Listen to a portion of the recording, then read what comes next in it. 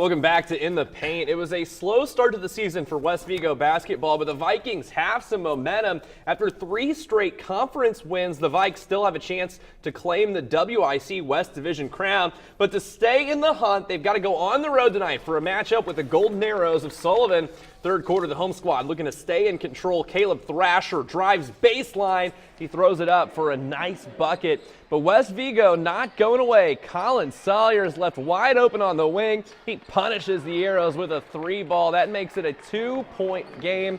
Then a few minutes later, Sawyers with a slick no-look pass here. That gives Bailey Elkins a look from the elbow. He knocks it down.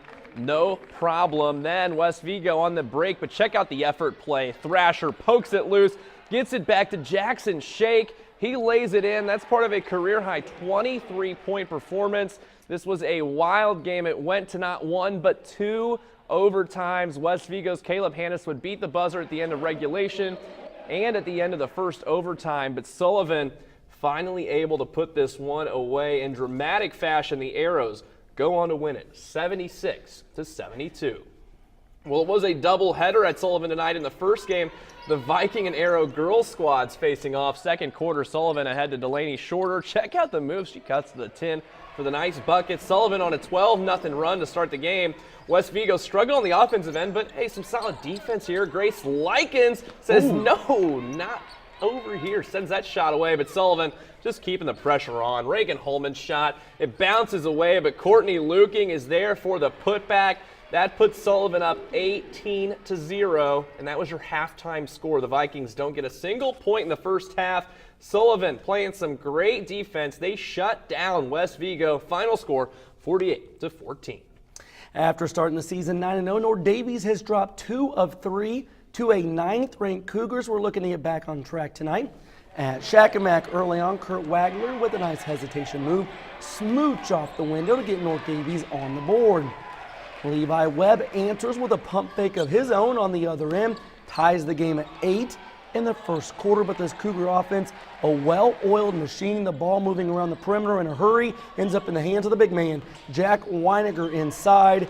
He had 18 points. North Daviess picks up the road win at Shakamak, 60-49, the final. At the Eel Dome, Eastern Green visited Clay City. Eels trailing early, but Jacob LaFerry drives and leaves it for Bryce Patterson. That's a high percentage look to get Clay City on the board. On the other end, this is Drew Hilton with a blow-by. He gets to the cup, but it wouldn't last long because Clay City was just bombing away on threes. Get this, they hit 13 threes at the Eel Dome tonight. Oh. That's going to win you a lot of ball games. Clay City wins by 14 over Eastern Green. Corbin Crosby had 22 points, including 6 threes in the win. Well, the Washington Hatchets are the hottest team in the Wabash Valley. They've won 6 straight ball games. In case you missed those political ads, there's Mike Braun in attendance. I guess the senator stops wearing blue shirts after the campaign. Anyway, Washington hosting Jasper. First quarter, Bryce Browning in the low post. There's a big advantage of being 6'4". He just goes right over. I wouldn't know. Yeah, you're right. Well, later, Browning again. Look at this pass. The oop to Tyson Wright. Hatchets trailing early on, though. Jasper going to get a bucket here, but the shooter, look at him. He knows they're playing bad transition defense. He calls it out, but it's too late. Grant Niehaus, bank is open. The Hatchets would play him tough, but they just can't come away with the win. Rick's favorite team snaps the Washington. Tongue in cheek there. Jasper takes this one 53-46.